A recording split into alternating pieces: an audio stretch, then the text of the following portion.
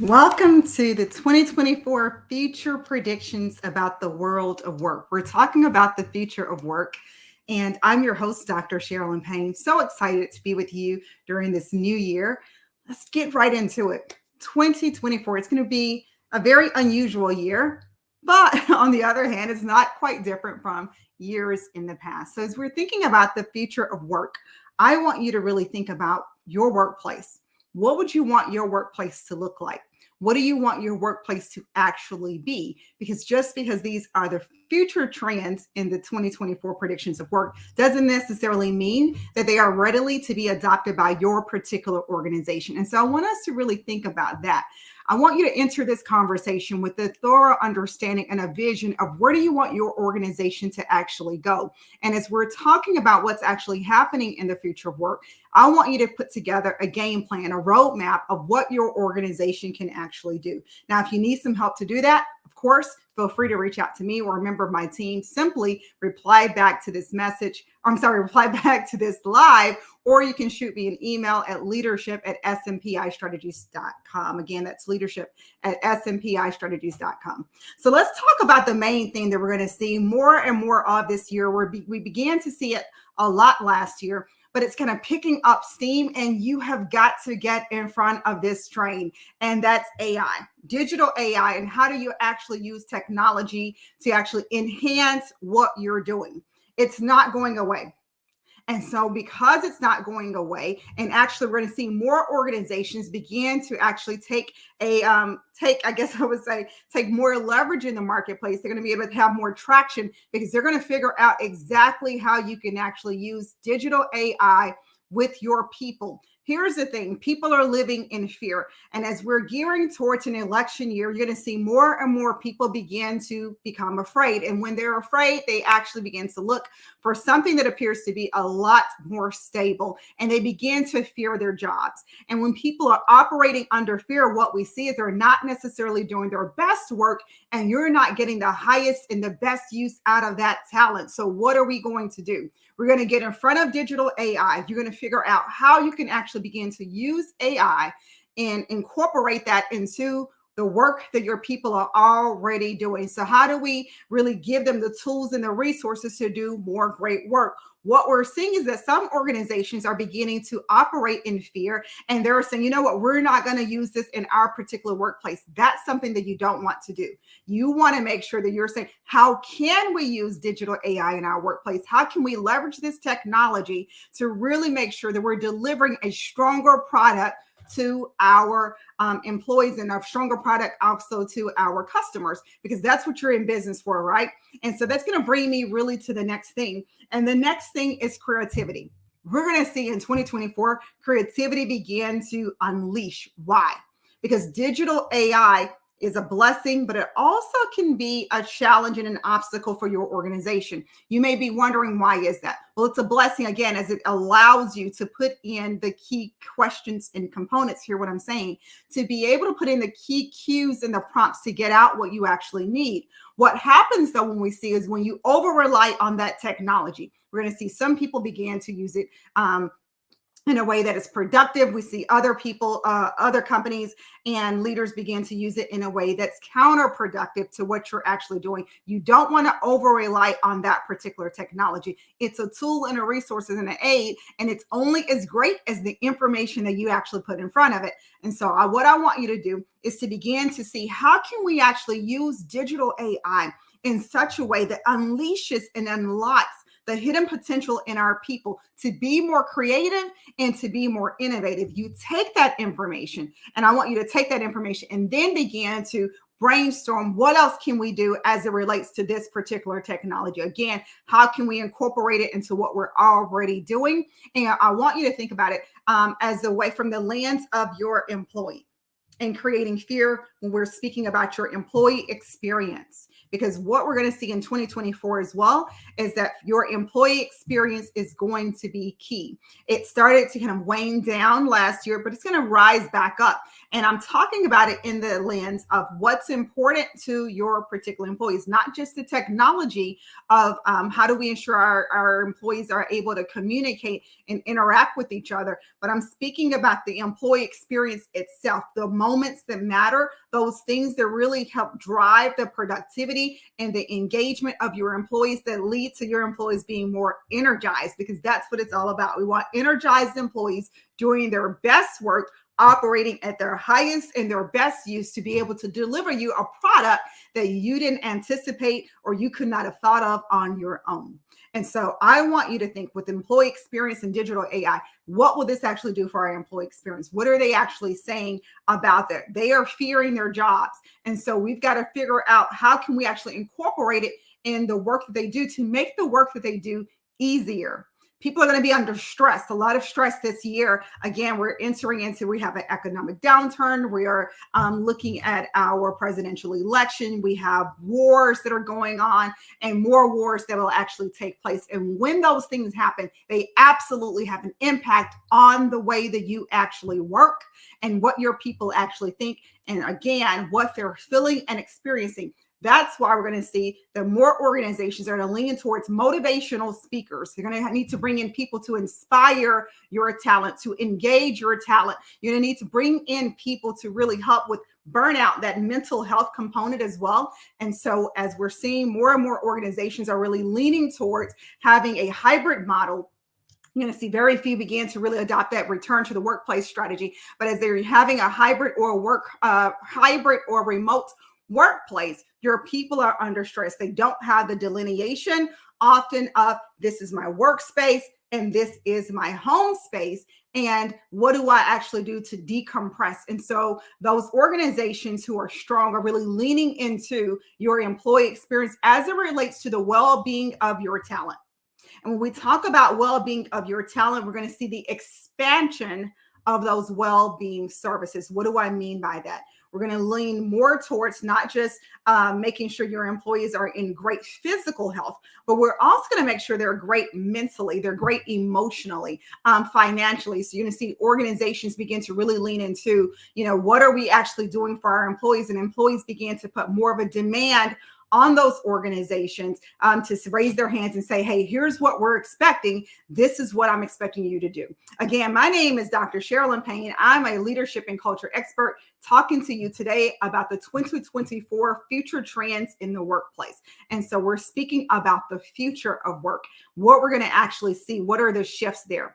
That brings me to the next place. We've been talking about digital AI and how to incorporate that into the work that your employees are doing. We don't want to see, and we're not going to see for the strongest organizations, that jobs actually go away and they began to eliminate positions and eliminate roles. But what we will actually see, is we're talking about digital AI and how to use that technology in the workplace, is there's going to be a strong need for organizations to begin to reskill their talent. So there's going to be more emphasis on the training and development department, but along the lines of reskilling. So how do we get them more skills that will allow them to actually, again, deliver their best work, or so that we can be able to actually put them in some different positions within the workplace. So you will see some shifts and some movement there, whereas organizations begin to really think through, okay, so we need to figure out, these are the roles that we're needing. This is the talent that we're actually needing.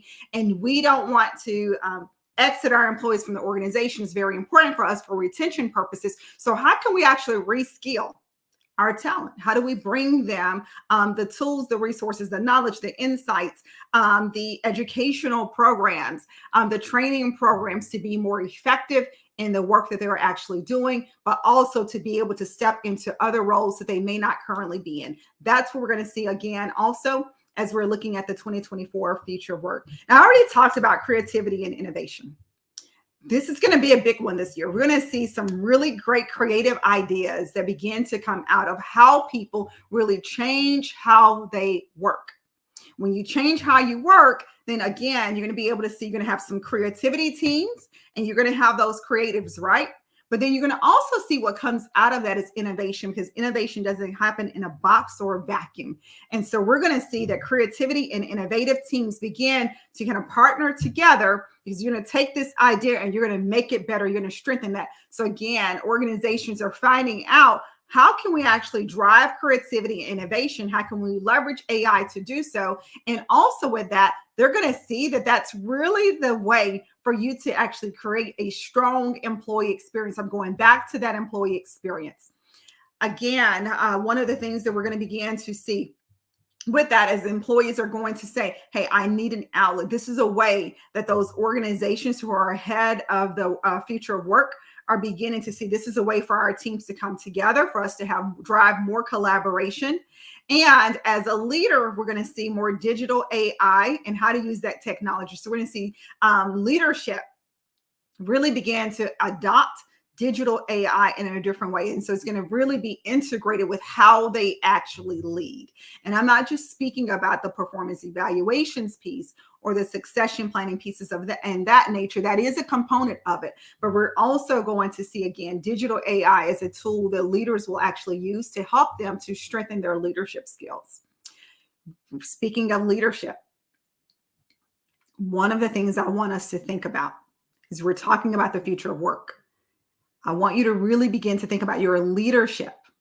And what I mean by that is, do you have the dynamic leaders that are needed to be able to navigate a rapidly changing workforce? Because that's going to be the key. You're going to see it when we talk about reskilling, that also goes for your leaders as well. So we're going to see organizations begin to understand we're going to need leaders who are effective at change management as well as change leadership.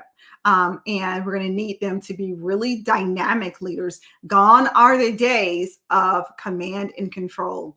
Gone are the days of we're just leading based upon our disc, so to speak. But you're going to really need those dynamic leaders who have a myriad of skills, including coaching skills, including the ability to be able to identify talent and to be able to build a high-performing team. Because we're going to see budgets are impacted as we're speaking about the future of work, we will also begin to see that companies are buckling down on the spend. And so some of the things that we've been spending money on in years past, those budgets are going to be cut. Unfortunately, I hate to say it, one of those will be DE&I. DE&I is going, we've already begun to see the shift, right, in DE&I programs and DE&I roles in organizations. And so as we are looking at the future of work, you're going to see the DE&I programs are also beginning to wane, as well as the funding for those DE&I programs. Now, what you will see is that some organizations will say that we are eliminating those programs because we are expecting our leaders to already be aware of DE&I and already incorporating DEI into the work that they are actually doing and into their teams. It's going to be what they say is an expectation. Do not become alarmed, because again, we're seeing that because it's not a focus, and it's not a focus in the media as it was a couple of years ago, there's no longer a need in corporate America in some leaders' eyes to begin to continue to fund those programs or those roles and positions. So we will see a shift there. We're also going to see DE&I begin to enfold and incorporate more into the workplace and into other roles, such as employee experience, such as culture. And so it will not completely go away, so to speak. It just will not be a focus area as it once was in the past years. I think the strongest organizations will continue to see the DE&I absolutely has an impact on their numbers and their financials, right? And so they will begin to, you will see those organizations who really understand that, especially public organizations are aware that really allows us to have greater financial revenues and returns, increased profitability when we have more diverse teams, especially more diversity in the leadership roles. And so what you will see is that organizations, again, they will begin to shift away from DE&I. The stronger organizations, more progressive organizations will still continue to have a focus on that, but they're focusing on it perhaps in a different way, in a different lens. The next thing I want to talk about when we're speaking about the future of work is this is the year of exposure. The year of, I'm going to say, scandal, so to speak. So we're going to see some great things begin to happen for individuals. What we're also going to see is that those organizations who are not necessarily playing nice, the bad actors, so to speak, there's going to be exposure there. And so I want you to be aware that if you're an organization, you have a toxic workplace culture, a challenging work environment, that it is critical that you begin to address those issues now, because that will be something that we're going to be able to see this year. So we're going to see more people raising their hands and really citing about their experience, really speaking out about their experience. And we're going to see more of the exposure on the marketing brand side also of some of the things that are taking place in corporate America that people may recognize are not necessarily accurate or as they are presented. So you want to make sure that what you're doing and what you are actually saying are aligned, that there is not a disconnect there, or we're speaking about the future of work. Again, we've already talked about there's going to be rapid change, more organizations leaning towards working from home as they begin to see that the output is still there, and also that they can do some different things with their actual buildings and space. We will also see, when we're talking about what's different and what's shifting, more organizations are providing an opportunity for their employees to actually get together. So we're going to see some co-working that's actually coming back into the forefront as employees are beginning to look for a way to unify and say we want to be able to do different things with our employees. And so with that, you're going to see organizations begin to spring up as it relates to ESG governance and what we can actually do as it relates to that, and incorporating their employees into that plan. And we will also begin to see more corporate giving campaigns as employees are saying, hey, we want to volunteer. We want to be more in the community. We want to give back. And this is a way for your employees to actually get together. And leaders will begin to actually see that, hey, if we allow our employees to get back together, if we allow our employees to be able to truly integrate in a meaningful way as the demand continues to be for more purposeful work, that we will have a healthier, happier workforce, which leads to greater productivity. I'm also looking here. I want to see if I'm missing anything. We've talked about volunteerism, so I think that's going to be a great thing as we begin to look again with that, as more organizations beginning and people, talent, beginning to hold those leaders accountable and working together, but also being able to say, hey, we want to have a voice at the table. We want you to be more transparent with what you're actually doing. We want you to be more forthcoming about the status of the organization. There are going to be more closed doors meetings this year. And we're going to see that leaders really begin to realize that that things that were once done are not necessarily done before. So the organizations with a strong culture of creativity and innovation and motivation are going to be the ones who actually thrive this particular year, especially again, as we're entering that election year where there becomes more unrest, more fear, and they're figuring out and struggling, how do we actually execute our plans and our strategies? We're going to see that the things that have not been realized before, so those things that your organization may have worked on before that were not successful, that if you give them a try this year, that they will actually work. There is a shift, and we will see that things that were once approached are not necessarily, and were not necessarily successful, they actually can be successful this year. And so I want you to begin to really think about that as you're having those closed door meetings and we're talking about, as ideas come up, well, why don't we do this? And someone says, well, we've already done that, or we've already tried that and that didn't work. Not necessarily true for this year. This will be the year that you will begin to see the things that did not work before actually have an opportunity to work this year. So when you're in those closed door meetings, and again, we're going to see more closed door meetings of conversations that are taking place as organizations have to take a stand on what's actually happening in the world. And they're not able to continue to not address those things because your employees are going to have a demand on that you begin to see that what else can we do that we've tried before that we were unsuccessful? Maybe we thought that we were premature in what we actually done. If you revisit it this year, you'll begin to see some traction and some movement in those areas. This is going to be a great year for the future of work. This is going to be a great year for your employees and your talent and your workforce. The challenge will be, though, is again, thinking about what you're doing, what's your plan, and with all of the things that are trending this year.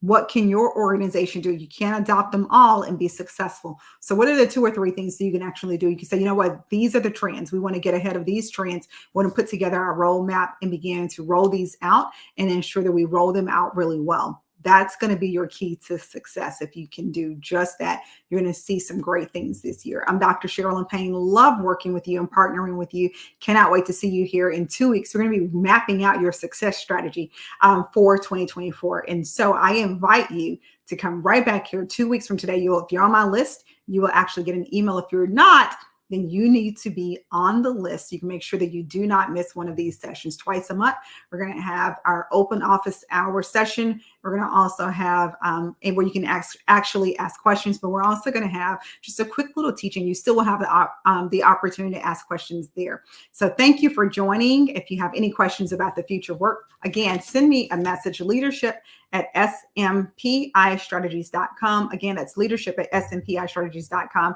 Don't forget to send this out. See you guys back here soon. Have a great day.